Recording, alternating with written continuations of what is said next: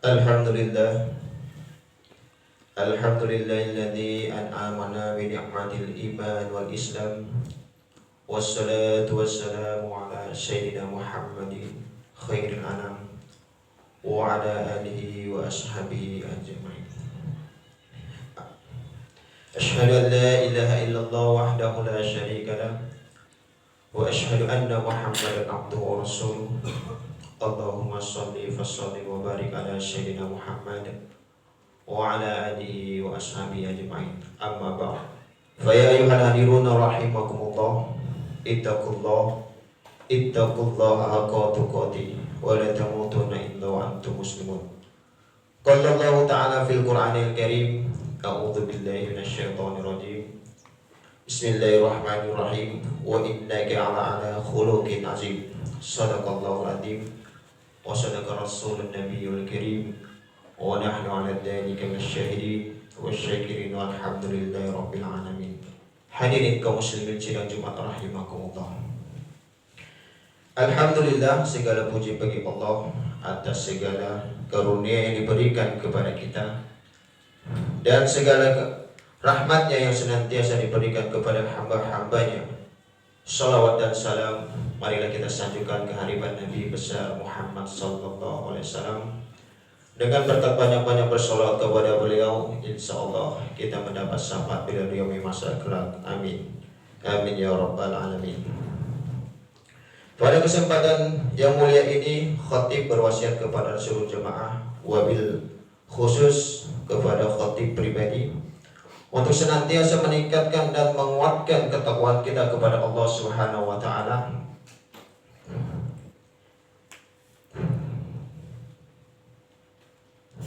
dalam menjalankan segala perintahnya dan menjauhi segala larangannya.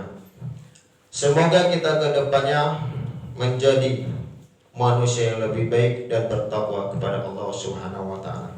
Hadirin kaum muslimin sidang Jumat rahimakumullah.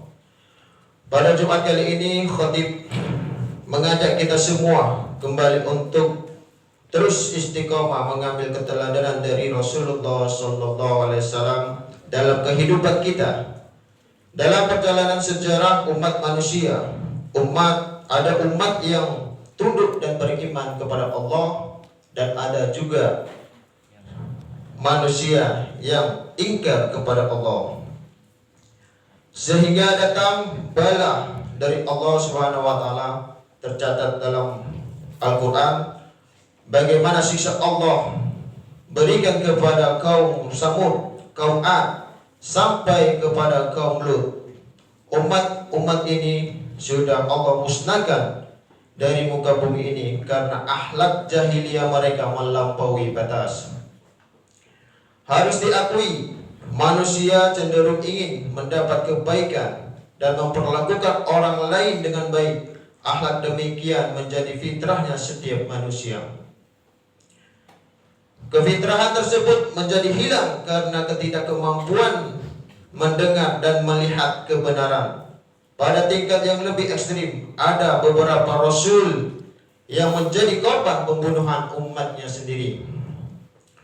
Sejarah menunjukkan bahwa setelah Masehi, bangsa Arab yang mendiami Makkah tumbuh menjadi negeri yang maju dalam perdagangan, tetapi akhlak manusia saat itu semakin jauh dari fitrahnya.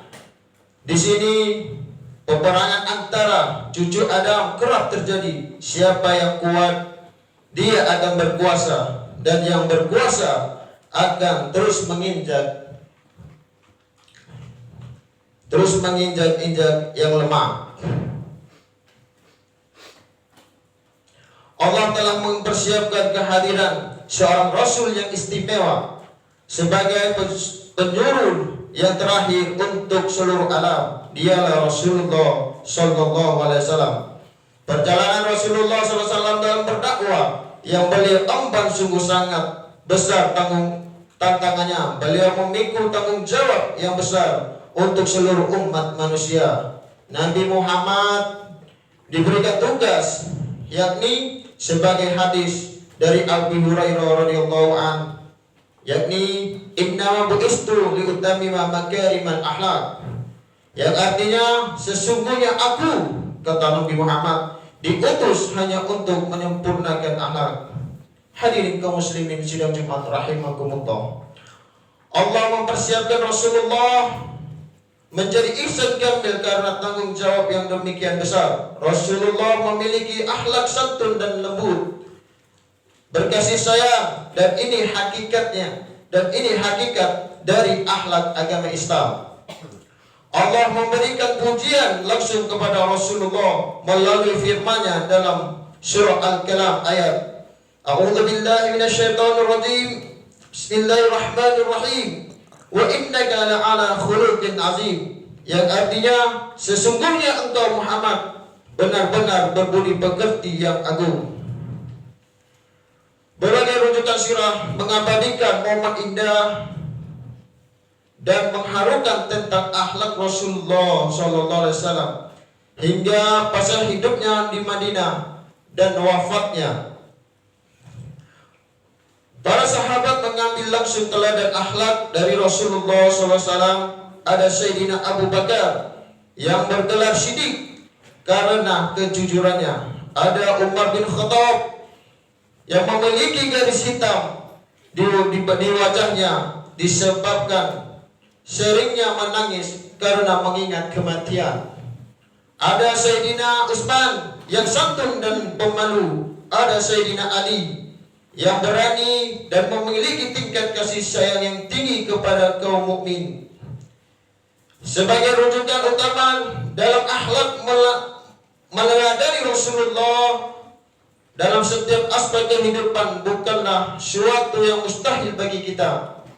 Karena Rasul bukan malaikat. Beliau manusia biasa yang di dalam dirinya ada mutiara akhlak yang agung. Beliau senantiasa menangis jika datang firman Allah yang menyebut umatnya masuk neraka. Lantas beliau memohon kepada Allah agar umatnya yang banyak yang masuk ke surga. Rasulullah seorang yang rendah hati, seorang penghulu seluruh nabi pun dipuji oleh Allah, tetapi berjalan di muka bumi ini tanpa meninggikan kepala. Bahkan ketika Fathul Makkah, beliau menundukkan kepalanya sebagai tanda penghormatan kepada kota Makkah. Rasulullah tidak menyimpan dendam kepada penduduk Makkah yang telah mengusirnya, dan memaafkan dalam Islam yang paling hebat itu adalah dengan fa'fu wasfahu, yakni maafkan dan lupakan semua kesalahan. Allah Subhanahu wa taala berfirman di dalam surah Al-Imran ayat 159 yang artinya, maka dengan rahmat Allah engkau ya Muhammad berlaku lemah lembut terhadap mereka. Seandainya engkau bersikap keras dan berhati kasar, tentu mereka akan menjauh dari sekitarmu. Oleh karena itu, maafkanlah mereka, mohonkanlah ampunan untuk mereka, dan bermusyawarahlah dengan mereka dalam segala urusan. Kemudian apabila engkau telah membulatkan tekad, bertawakallah kepada Allah. Sesungguhnya Allah mencintai orang-orang yang bertawakal. Hadirin kaum muslimin sidang Jumat rahimakumullah. Ayat ini memberikan penjelasan kepada kita betapa seorang Rasulullah itu mempunyai kelembutan agar manusia tertarik hatinya menerima dakwah. Sekiranya Rasul keras, tentu banyak orang yang berpaling. Suatu hari seorang badui kencing di masjid, lalu para sahabat datang untuk menahannya. Rasul datang memperlakukan sang badui dengan penuh kelembutan. Betapa seorang badui itu jatuh cinta kepada Rasul dan hanya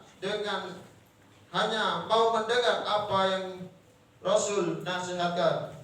Demikianlah keluhuran akhlak Rasulullah yang harus kita teladani.